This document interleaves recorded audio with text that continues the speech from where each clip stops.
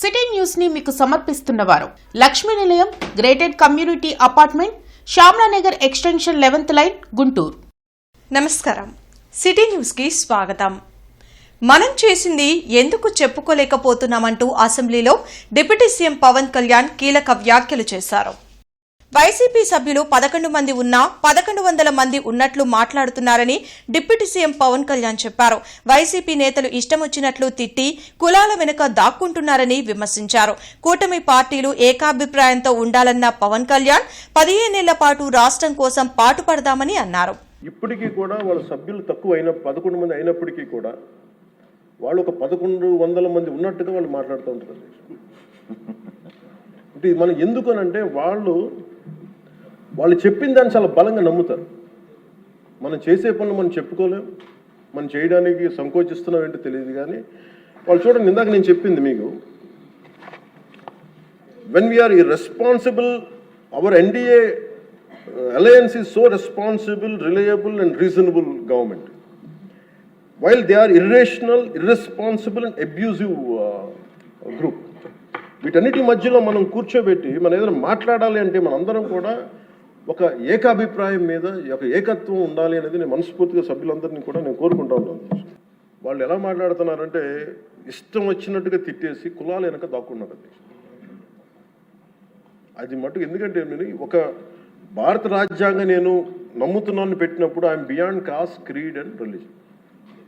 అది ప్రతి శాసనసభ్యుడి తాలూకు అది ఓత్ అధ్యక్ష. కానీ మనం తెలియజేయాల్సింది ఏంటంటే కులాల వెనక దాక్కోవటం కుదరదు. మీరు ఇష్టానికి తిట్టేసి ఇష్టానికి వచ్చి ఏదైనా తిరిగి అంటే మేము కులాల వెనక దాక్కుంటామంటే ఇలాంటి ధోరణి కనుక మనకు ఉంటే ఆంధ్రప్రదేశ్ ప్రజానీకం నష్టపోతుంది. నేను చెప్తున్నాను, కులాలు, మతాలు, ప్రాంతాలు దాటకపోతే ఈ రాష్ట్ర ప్రయోజనాలను మనం సాధించలేము. ఖచ్చితంగా ఇది మీరు పదే ఇది మీరు ఇళ్లలో మాట్లాడుకుంటారా, ప్రజలకి తెలియజేస్తారా, మీ నియోజకవర్గాలు ఇది చేయకపోతే ఏమైపోతుంది అధ్యక్ష? విచ్ఛిన్నం, ఇందాక వాటి గురించి చెప్పాను, వాళ్ళు విచ్ఛిన్నం చేయడానికి సిద్ధంగా ఉన్నారు. ఇప్పుడు ఇంటర్నెట్ చరిత్రలో సంచలనం సిటీ బ్రాడ్బ్యాండ్. ఇప్పుడు ఇంటింటికి ఇంటర్నెట్, సిటీ నుంచి గ్రామం వరకు అదే స్పీడ్. మీరు ఈ రోజే సిటీ బ్రాడ్బ్యాండ్ కుటుంబంలో చేరండి. South central zone culture centre ఆధ్వర్యంలో ఈ నెల 7, 8 తేదీల్లో అంతర్జాతీయ మహిళా దినోత్సవ వేడుకలను విజ్ఞాన మందిరంలో నిర్వహించనున్నట్లు సౌత్ సెంట్రల్ రైల్వే అధికారులు తెలిపారు. పట్టాభిపురం DRM కార్యాలయంలో శుక్రవారం రైల్వే అధికారులు మాట్లాడారు. తెలంగాణ డప్పు డాన్స్, డొల్లు కునిత, లావణి, మటకి సాంస్కృతిక కార్యక్రమాలు ఉంటాయని చెప్పారు. पूरे कार्यक्रम में टोटल 60 वुमेन आर्टिस्ट है जो आपके सामने अपने कल्चर, अपने स्टेट के कल्चर को स्टेज के कल्चर का परफॉर्मेंस देंगे. तो ये आप लोग आइए और इस महोत्सव को और प्रमोट कीजिए. और हमारे जो आर्टिस्ट हैं जो 4 स्टेट से यहाँ पर आ रहे हैं, उन आर्टिस्टों को आप प्रमोट कीजिए. And this time, this event is focused on the Women's Day. Women's in Indian culture is Shakti. It's Matru Shakti. So this festival named as Shakti Festival. Now what is this festival? I would like to invite or introduce our Mrs. Shweta Tiwari. She will tell about this program which is focused on the women artists of these states. Land pooling 2వ దశకు వ్యతిరేకంగా ఆంధ్రప్రదేశ్లో అభివృద్ధి వికేంద్రీకరణ చర్చా వేదిక ఆధ్వర్యంలో round table సమావేశం UTF కార్యాలయంలో జరిగింది. బ్రాడీపేటలోని UTF కార్యాలయంలో జరిగిన రౌండ్ టేబుల్ సమావేశంలో మాజీ మంత్రి వడ్డే శోభనాధీశ్వరరావు, ప్రొఫెసర్ రామచంద్రయ్య, డాక్టర్ కుర్రా వసుంధర, డాక్టర్ ఆల వెంకటేశ్వర్లు పాల్గొన్నారు. ఈ సందర్భంగా వడ్డే శోభనాధీశ్వరరావు మాట్లాడుతూ రాజధాని నిర్మాణం కోసం మొదటి దశలో భూములు తీసుకున్న ప్రభుత్వం తాను ఇచ్చిన వాగ్దానాలను నెరవేర్చకుండా రైతుల్ని మోసం చేసిందని మండిపడ్డారు. వెంటనే 2వ విడత భూసేకరణ కార్యక్రమం చేపట్టి మరలా రైతుల్ని మోసం చేసేందుకు ప్రభుత్వం ప్రయత్నిస్తుందని ఆరోపించారు.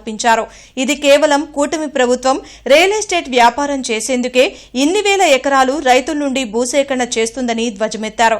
ఈ కార్యక్రమంలో సలీం మాలిక్, అమర్నాథ్, శ్రీనివాసరావు తదితరులు పాల్గొన్నారు. ప్రభుత్వం రెండవ దశలో చేయబోతా ఉంది ఏంటి అని వాటే చెప్పేది ఏంటంటే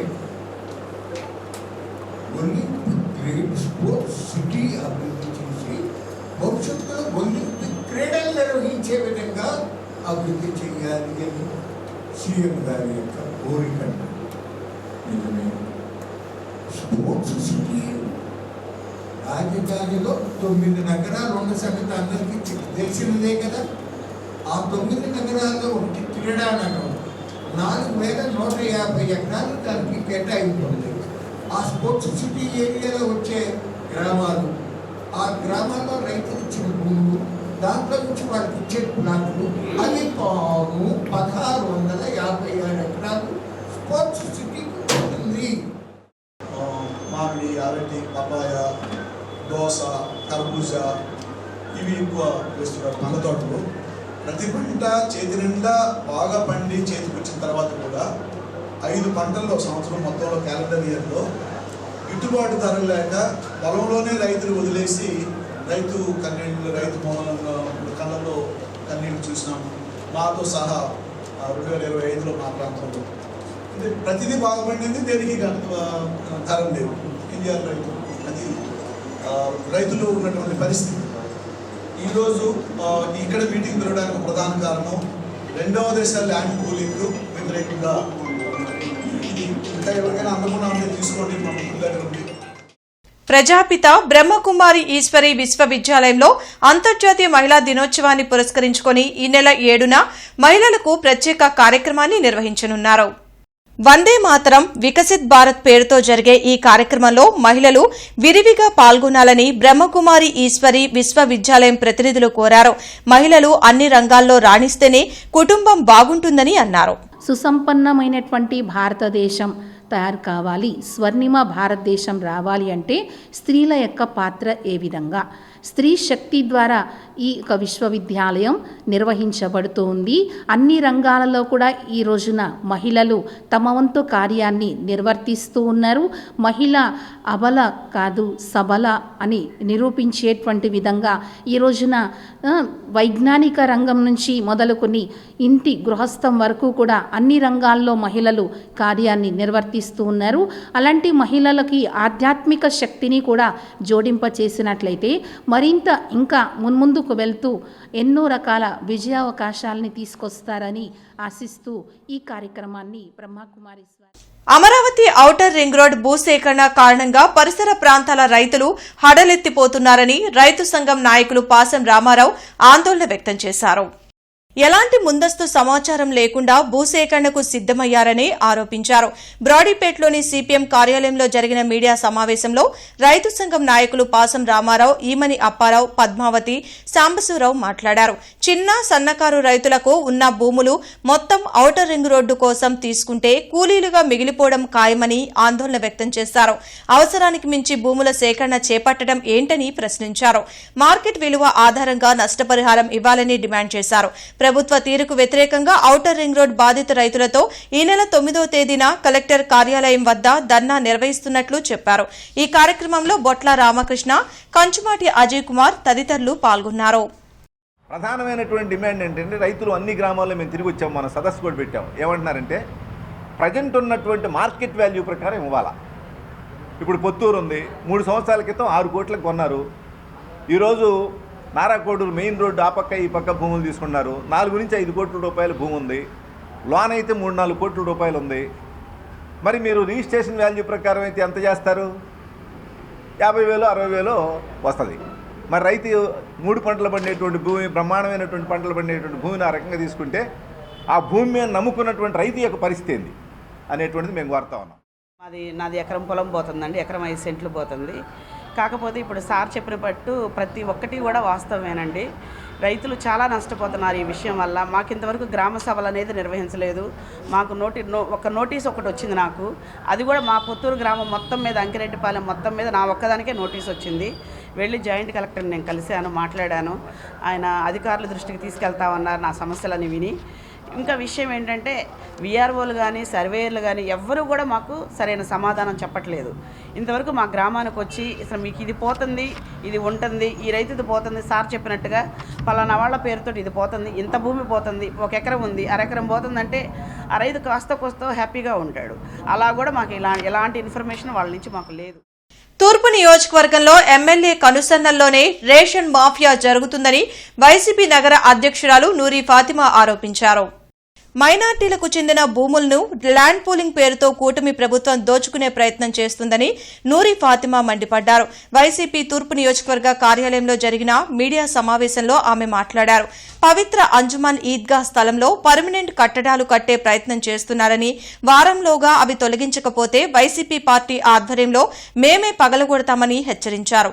ఈ నెల 10వ తేదీన శ్రీ కన్వెన్షన్లో జరగనున్న ఇఫ్తార్ విందుకి మాజీ ముఖ్యమంత్రి జగన్మోహన్ రెడ్డి రానున్నారని తెలిపారు.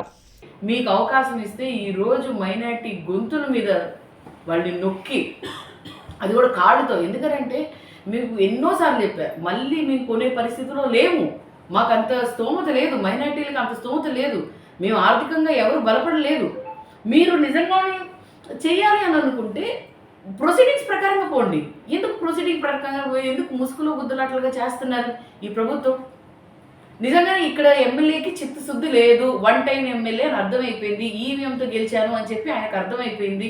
అందుకోసం నేను ఓట్లతో గెలవలేదు, చేయలేదు, నేను ఎవరికైనా భజన చేయాలి అని అంటే ఈవీఎంలకే నేను భజన చేయాలి, ఈవీఎంల వల్ల గెలిపించిన వాళ్ళకి నేను భజన చేయాలి అని చెప్పి ఆయన వాళ్ళ చుట్టూ తిరుగుతున్నారు. ఇంటర్నెట్ చరిత్రలో సంచలనం సిటీ బ్రాడ్బ్యాండ్. ఇప్పుడు ఇంటింటికి ఇంటర్నెట్, సిటీ నుంచి గ్రామం వరకు అదే స్పీడ్. మీరు ఈ రోజే సిటీ బ్రాడ్బ్యాండ్ కుటుంబంలో చేరండి.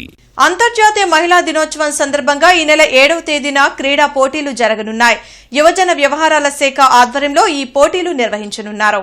యువజన వ్యవహారాలు మరియు క్రీడల మంత్రిత్వ శాఖ ఆధ్వర్యంలో దేశవ్యాప్తంగా అస్మితా పేరుతో క్రీడా పోటీలు నిర్వహించనున్నారు.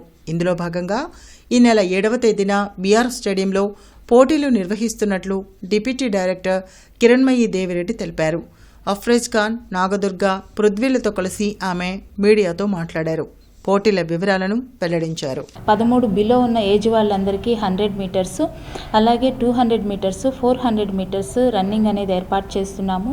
సో ఇందులో 13 ఏజ్ లోపు ఉన్న వాళ్ళని ఒక కేటగిరీగాను, 13 నుంచి 18 ఏజ్ వయసు ఉన్న వాళ్ళని ఒక కేటగిరీగాను, అలాగే 18 దాటిన వాళ్ళని ఇంకో కేటగిరీగాను మనం 3 విభాగాలలో ఈ కార్యక్రమాన్ని 7వ తారీఖు ఉదయం 8 గంటలకి బీఆర్ స్టేడియంలో ప్రారంభించడం జరుగుతుంది. సో ఇందులో ఇంట్రెస్ట్ ఉన్న ప్రతి ఒక్క మహిళ అస్మిత అనే పోర్టల్లో రిజిస్ట్రేషన్ చేసుకోవాలి. లింక్ కూడా మీకు షేర్ చేస్తాము. సో మీరు ఈ పోర్టల్లోకి వెళ్ళి మీరు రిజిస్ట్రేషన్ చేసుకోవచ్చు. అది మీకు తెలియకపోయినా గుంటూరు బీఆర్ స్టేడియంలో 7వ తారీఖు 8 గంటలకు వచ్చిన ప్రతి ఒక్కళ్ళు ఈ రన్నింగ్లో పాల్గొనవచ్చు. ఈ వార్తలు ఇంతటితో సమాప్తం. నమస్కారం. సిటీ న్యూస్ ని మీకు సమర్పించిన వారు Lakshmi Nilayam, gated community apartment, Shyamlanagar extension 11th line, Guntur.